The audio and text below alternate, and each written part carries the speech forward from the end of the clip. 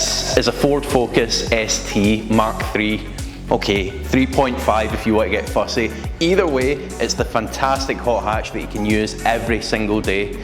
If you're planning on buying one though, do yourself a favour, watch this video because I'm going to cover all the common faults and help you get a good car. Let's go. So when it comes to the engine, two options. We could either get the 2-litre petrol-powered car or we could get the diesel power plant. It's really up to you. They were both good engines, both had merits and downfalls. The important thing here is no matter what one you're looking at, this guide will be relevant because we're going to cover both. This particular car is a diesel. However, let's kick off with a 2-litre petrol engine. As you start to look at these cars, I'm certain you've already noticed when you get into the research, there's a lot of horror stories out there about pistons with holes in them, cylinder problems, ringland failures. There's a lot of stuff out there. However, I'm here to tell you, don't panic.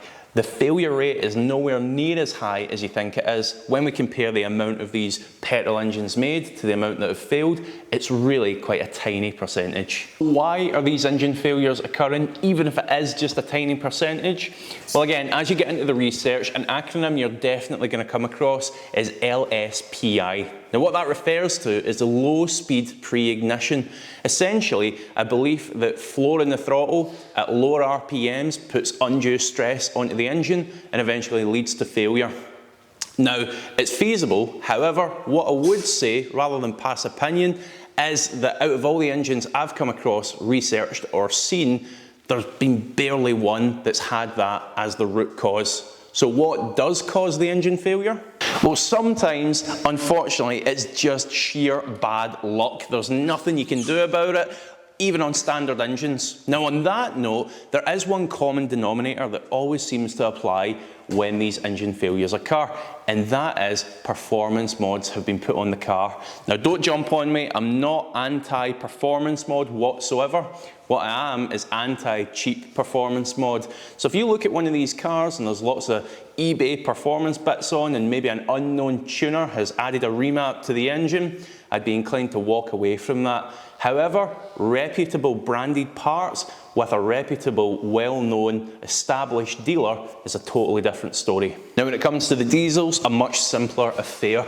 Owners report next to no problems with these engines. It is really solid, so really you don't have anything to worry about. Now, before we move away from this front end, we're finished with the engine, but one thing to note, these DRL units can tend to go wrong. What happens is they don't fail altogether, they tend more to flicker.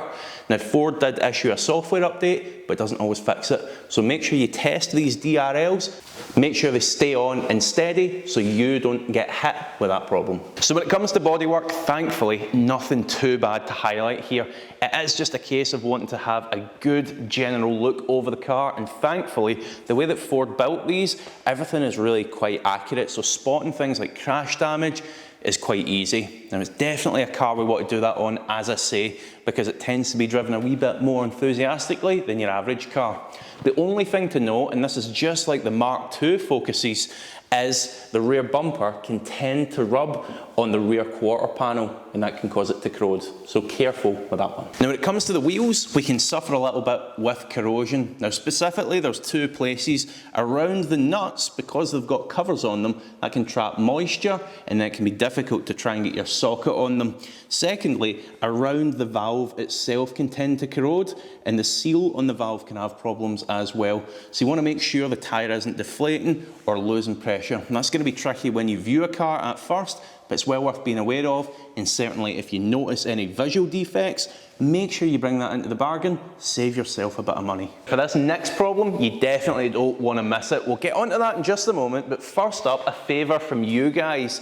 Now, we're waging war against dodgy sellers that try and sell you bad cars with faults covered up. Now, if you want to join us in that fight, the best way you can do it is by hitting that subscribe button. Also, if you're getting value in this content, go ahead and hit the like button as well. If you want to follow the owner of this car, this is her Instagram name here with a little underscore. So give her a follow.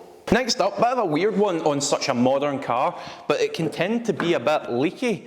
not with fluid coming out, but getting in. So first up, check the door seals aren't too perished, and also have a feel of the carpets around about the bottom of the door. Headlights as well can also be, they can also be leaky.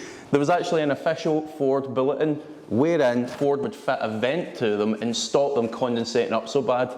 And yes, this floor is very slippy. The final place for water getting in is into the boot. So have a quick check in here, make sure you look under the carpet as well. Hopping into this interior, it still feels really fresh, especially compared to my old Mark II Focus ST that I've got, which, by the way, if you want to see a bit more about, there's a link in the description below. But don't click it yet, finish this video first. So there was 3 different levels of spec that you could get these STs in: ST1, ST2, ST3. Now, I'm not going to bother going through everything that you got in the spec, but I will put it on screen now. Did you get that? If not, go back and pause it. Thankfully, there's nothing really to mention in here that you need to check specifically. Obviously, it's prudent to just have a play with some of the controls, make sure the aircon is blown cold, make sure the windows go up and down, all the usual stuff that I'm sure you guys are already aware of.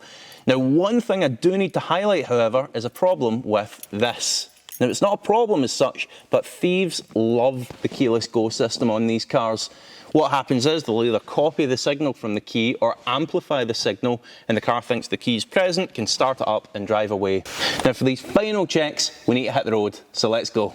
Out on that test drive, hopefully you've got better weather than we've got in wintry Scotland at the minute. It wouldn't be hard. But as we get that car up to temperature, listen out to all those suspension components. Again, we don't want to go buying a car, then realising there's warm bushings and things for us to do right off the bat. So while it gets up to temp, this is a really good opportunity to have a feel of the car and also listen if there's anything sounding a little bit loose. Alright, so now we've got the car up to temperature, we want to drop a gear, give it a bit of stick and make sure it's nice and responsive. As I said, this is a diesel car and it really does feel good. It'll push you into the seat, loads of torque there, and if that's not the case with the car you're driving, there may be a problem. Now, what that would lead me to is there is a hose on these diesel cars that runs from the turbo to the intercooler that's known to split. That would be the first place to look if it does feel a bit down on power. Alright, so next up for this problem, you need to pull over. It relates to the wiring loom on the car, and the way to spot this problem is by coming to a stop, dipping the clutch and making sure the revs don't drop and try and surge back up again. Also, turn the steering full lock to the right. That's the worst case for it to short out. The wiring loom rubs on the gearbox, and when it does, these are the 2 things that tend to cause problems. So watch out for that one. So for the next thing to tell you about, not an awful lot we can do about this if you do happen to uncover it on the car that you're driving and looking to buy, but it's a creaking windscreen. Now, I believe there was something Ford could do with the fitment to help take care of that, but again, something you want to be aware of and maybe bring it into the bargain when it comes to negotiation time. Now, the final problem to mention is a safety recall. Now, this mostly applied to 2017 cars, and it was to do with the side and knee airbags. Essentially, if you had a big crash, they wouldn't go off. So Ford sent out the bulletin, they got the safety recall done,